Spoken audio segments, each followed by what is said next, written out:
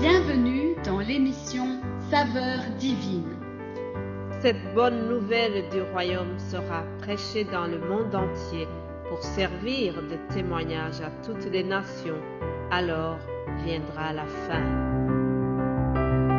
Ce pain céleste vous est présenté par Immaculée Niraneza.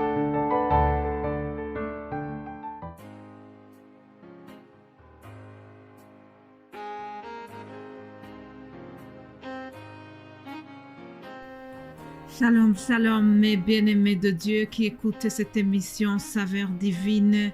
Que la paix de notre Seigneur soit avec vous. Je remercie le Seigneur qui me donne le souffle de vie aujourd'hui. J'espère que vous allez bien de votre côté. Je vous propose de commencer par ces quelques mots que l'apôtre Paul a adressés à Timothée. Il lui a donné quelques observations. Il lui a dit, mon cher fils, sache que dans les derniers jours, il y aura des temps difficiles. C'est une parole que je trouve dans 2 Timothée, chapitre 3, juste le premier verset qui dit, sache que dans les derniers jours, il y aura des temps difficiles.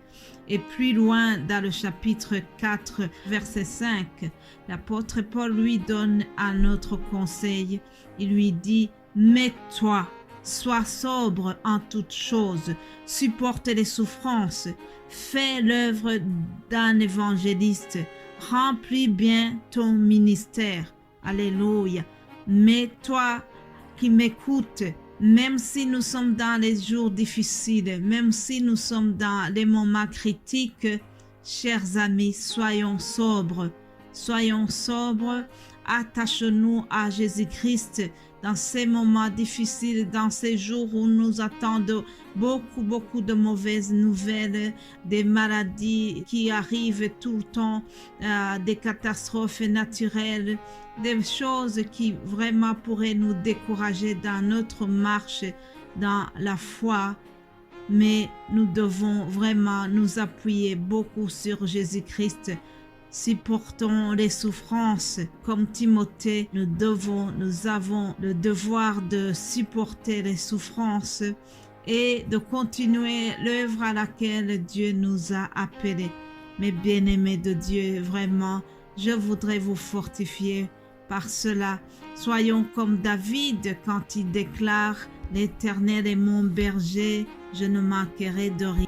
Psaume 23, 4, David dira « Quand je marche dans la vallée de l'ombre de la mort, je ne crains aucun mal, car tu es avec moi. » Alléluia. Mes bien-aimés de Dieu, ne craignons pas tout ce que l'ennemi est en train d'apporter pour nous faire peur. Nous devons lutter contre la peur. Nous devons vraiment déclarer les paroles de la foi, des paroles de vie. Oui, le bonheur et la grâce nous accompagneront tous les jours de notre vie et nous habiterons dans la maison de l'Éternel jusqu'à la fin de nos jours. Déclarons des paroles de confiance, des paroles qui fortifient notre foi. Lorsque le Seigneur entend que ses enfants ont confiance en lui, qui s'appuient sur les déclarations pareilles, alors il est content. Lui aussi, il vient à notre secours. Oui, il vient accomplir la promesse qu'il a donnée lui-même au travers ses paroles. Alors, vraiment, ne craignons rien, chers amis. Soyons fortifiés, soyons unis, aimons-nous les uns les autres. Alléluia. Hier, je vous ai donné les 2 définitions de 2 sortes d'amour. Aujourd'hui, comme j'avais promis, je parlerai de l'amour agapé. L'agapé, c'est le mot grec qui signifie amour, tendresse, affection, dévouement. Alors, cet amour agapé est caractérisé par une chose. Il est inconditionnel. Retiens cela. L'amour agapé est inconditionnel. Il désigne l'amour qui est entre nous les chrétiens, l'amour de Dieu. C'est un amour vraiment qui vient de Dieu. En latin, nous avons l'équivalent de l'amour agapé, c'est caritas. Caritas qui est charité. Retenez donc que l'amour agapé, c'est cet amour dont Dieu nous a aimés, mais aussi c'est cet amour que les hommes, les enfants de Dieu sont appelés à s'aimer les uns les autres. Oui, chers amis, l'amour agapé est inconditionnel. Il n'est pas basé sur des sentiments ou un intérêt particulier pour la personne à qui nous devons témoigner cet amour. Nous aimons tout simplement sans attendre un retour quelconque. Nous aimons comme Dieu nous a aimés. Jean 3,16 que vous connaissez par cœur nous parle de cet amour agapé. Comme je vous ai dit, l'amour agapé, il est vraiment inconditionnel. C'est un amour qui n'attend pas nécessairement la réciprocité. Oui, par la réciprocité, je voudrais que vous compreniez, par exemple, si j'aide quelqu'un, je n'attends pas nécessairement qu'il fasse la même chose pour moi. C'est cet amour qui va me pousser à venir en aide à un sans-abri que je trouve dans la rue. C'est cet amour-là qui va me pousser à envoyer une certaine somme d'argent pour ces personnes qui ont perdu les leurs, qui ont subi les inondations dans la région des Grands Lacs et ailleurs.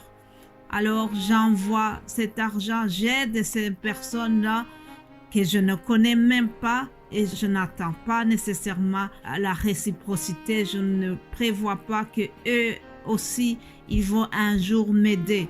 C'est vraiment un amour inconditionnel. Cet amour agapé, vous savez, il est très fort. Il te pousse à aider même des gens qui t'ont fait du mal. Oui, chers amis, c'est de cet amour-là que Dieu veut que nous pratiquions. C'est de cet amour agapé dont Jésus a parlé lorsqu'il a dit « On vous a appris qu'il fallait aimer vos amis seulement, mais moi je vous dis que vous devez aussi aimer vos ennemis. » Ah, ça fait mal. C'est vraiment amer, mais Dieu nous appelle à cela. L'amour agapé nous pousse à aimer les gens qui cherchent notre chute, les gens qui veulent nous faire du mal. Malgré cela, Dieu nous demande de les aimer aussi. Les bien-aimés de Dieu, c'est cet amour agapé qui a poussé Jésus-Christ à prier pour ses ennemis lorsqu'il était à la croix. Vous savez que à la croix, Jésus-Christ n'a pas dit grand-chose.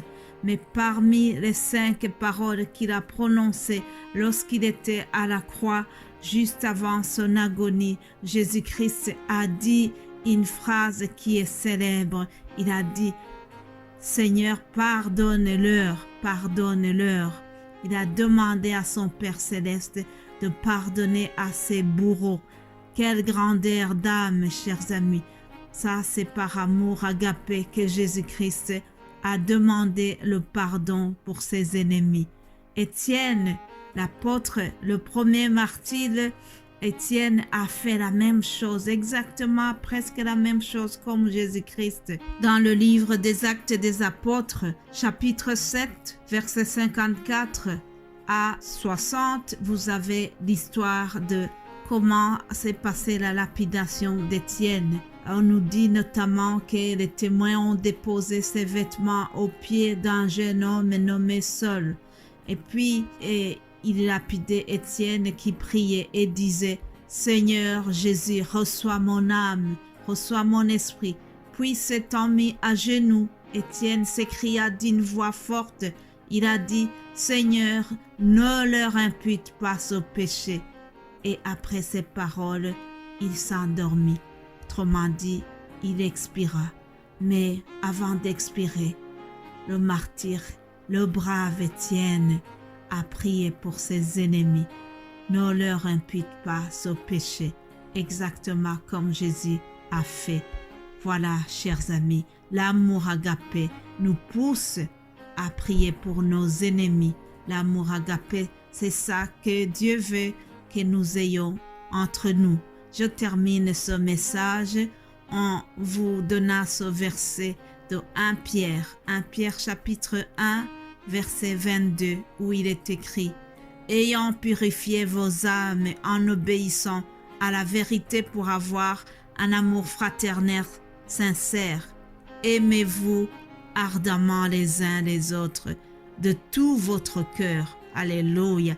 Aimons-nous ardemment les uns les autres de tout notre cœur, chers amis. Passez une excellente journée et je vous retrouve demain pour une autre saveur divine. Soyez bénis au nom de Jésus-Christ qui nous a aimés d'un amour agapé. Alléluia.